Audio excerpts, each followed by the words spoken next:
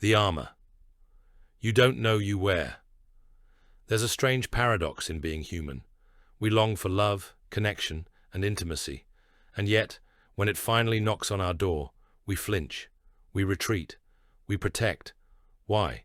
Because love, real love, demands exposure.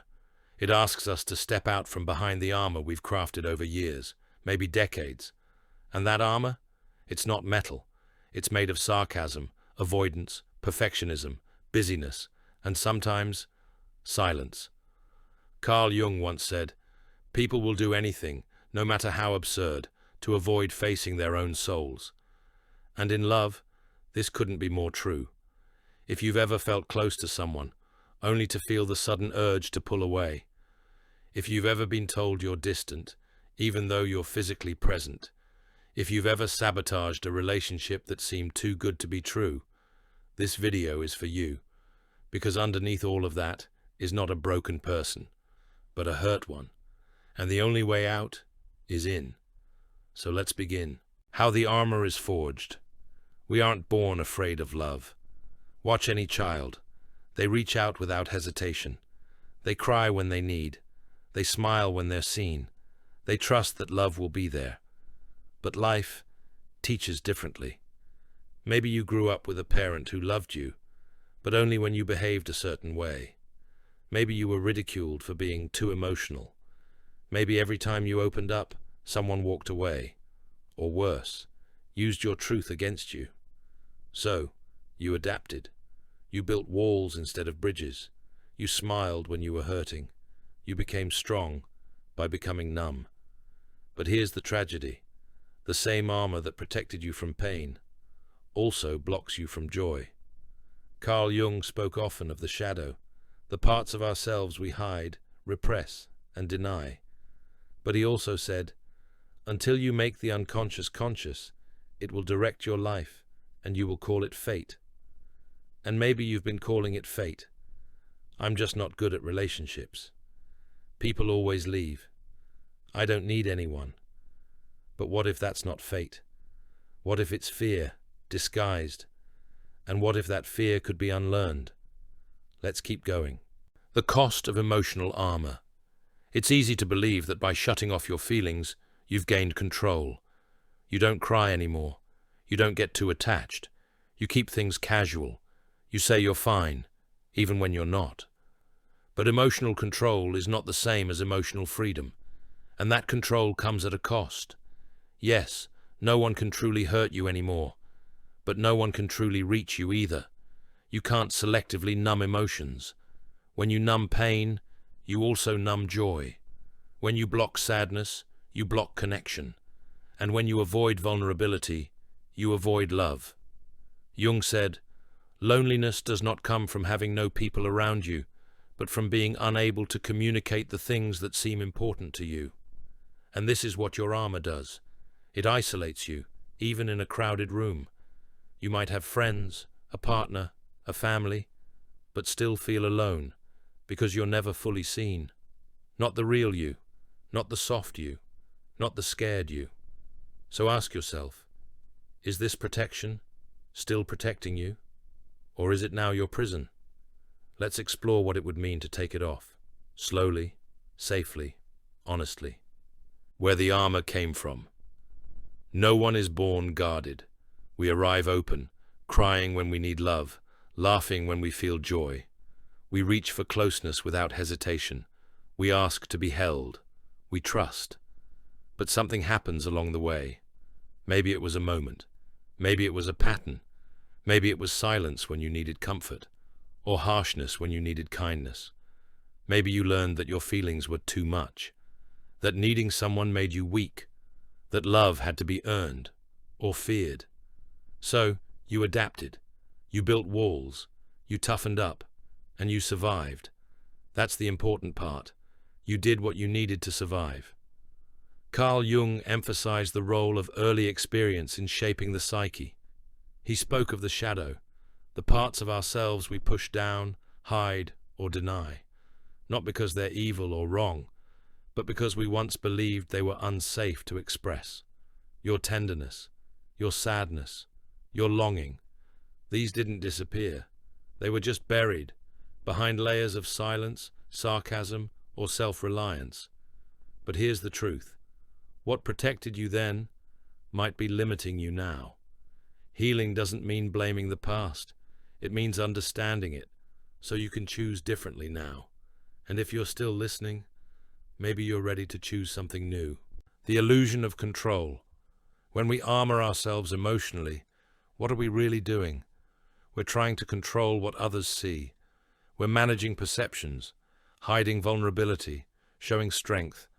We're trying to avoid rejection, avoid pain, avoid being exposed. But here's the paradox.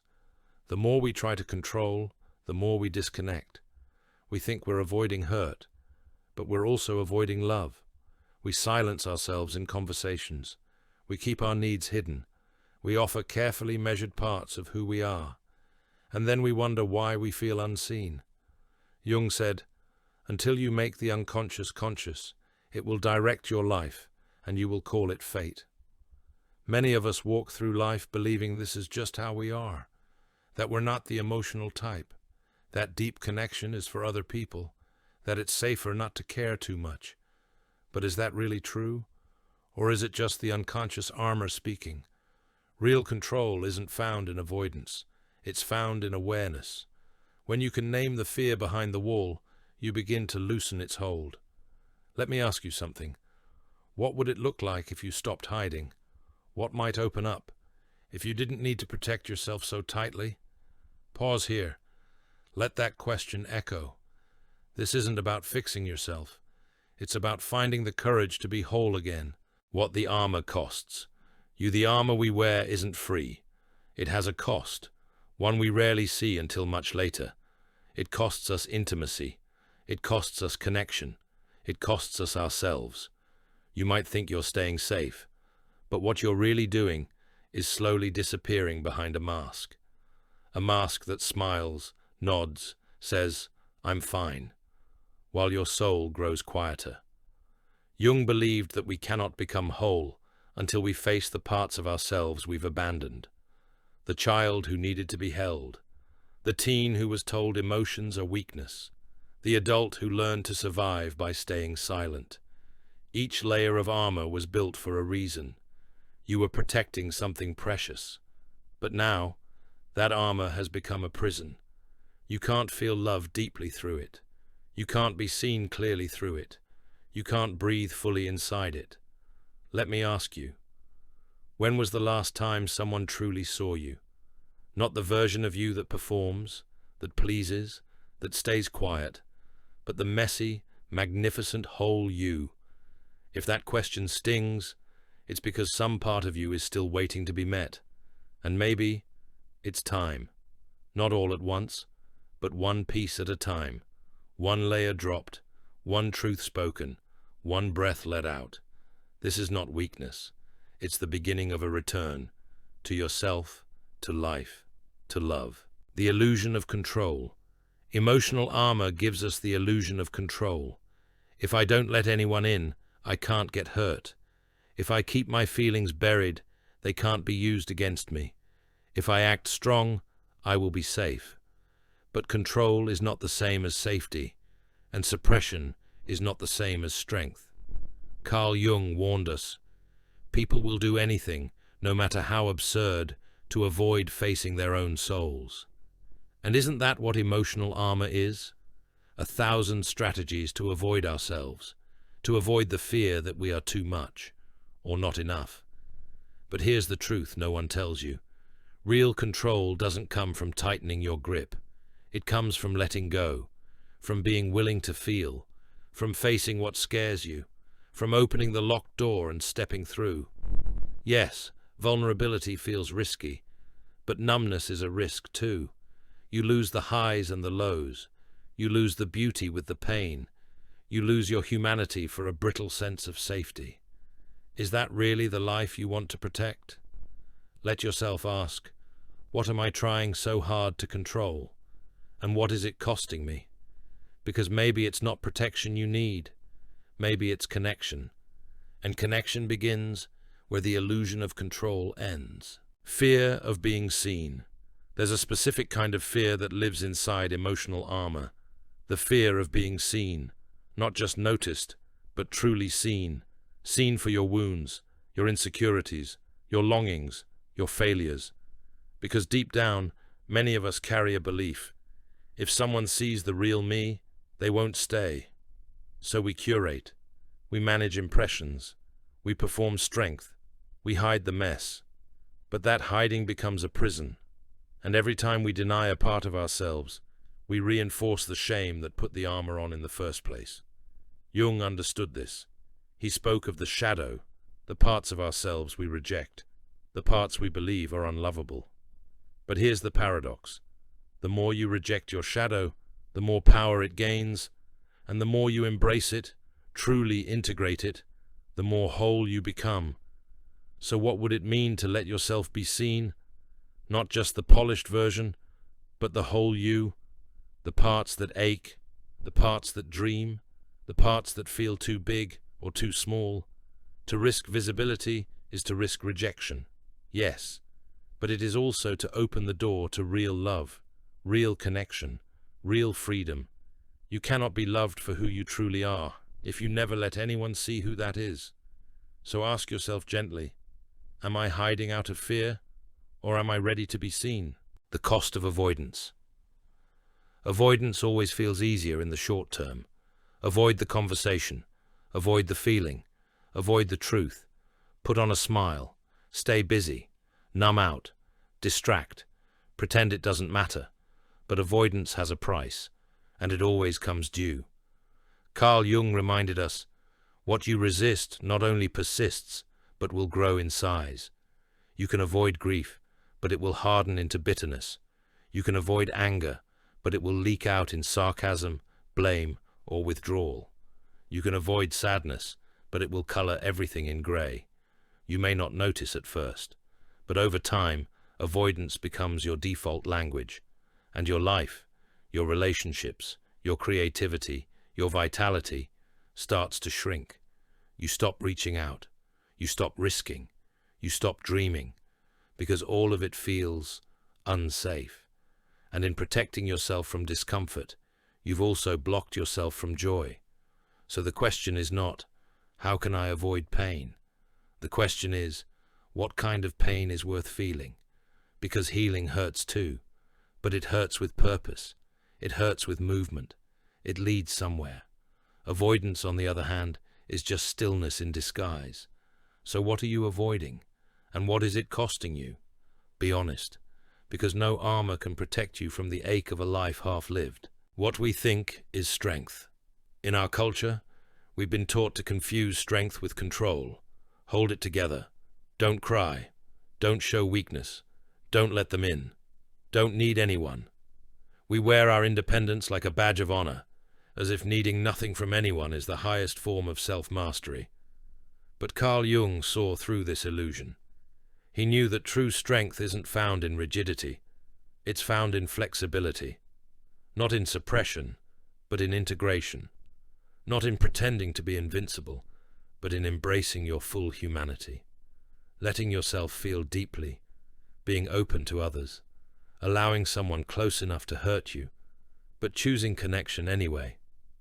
That's real courage. Not armored, but vulnerable. Not closed, but available. Not pretending to be untouchable, but knowing you can survive being touched. Because real strength isn't about having no wounds. It's about being honest about the ones you carry, and still choosing to live with an open heart. What we often call strength is just fear in disguise. Fear of abandonment, fear of humiliation, fear of being too much, or not enough. But you are not your fear. And strength isn't the absence of vulnerability. It's the willingness to walk through it. So next time you're tempted to armor up, ask yourself, am I being strong, or am I just scared?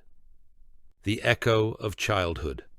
Every time we flinch from intimacy, every time we shut down when someone gets too close, we're not reacting to the present. We're echoing the past. Maybe it was a parent who didn't know how to hold our emotions. Maybe it was the silence after a cry for help. Maybe it was love that felt conditional. only available when we were good, when we performed, when we didn't make too much noise. Carl Jung believed that the child you once were never truly disappears. They live within you still, whispering through your defenses, guiding your reactions, begging to be seen. If you find yourself avoiding connection, pulling away the moment it gets real, ask, who are you protecting? Because often, it's the child, the one who was once hurt, the one who was taught it wasn't safe to be open, the one who learned to equate vulnerability with danger. But here's the truth. You are no longer that powerless child. Today, you have choices. Today, you have awareness. Today, you can hold yourself through discomfort instead of shutting others out.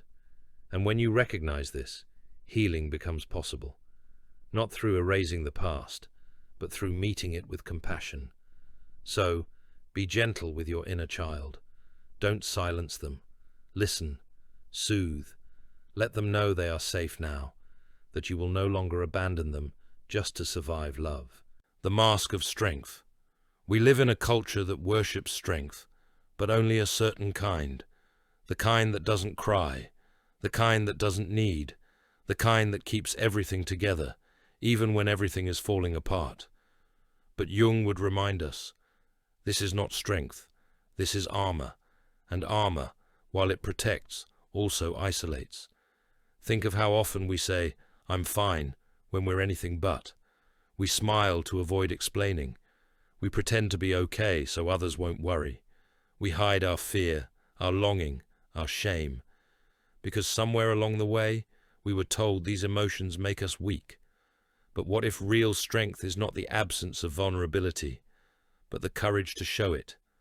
Not to everyone, but to those who've earned our trust. To say, I'm scared, I need help, I'm hurting, without apologizing for it. That kind of honesty breaks the spell of isolation. It invites others in.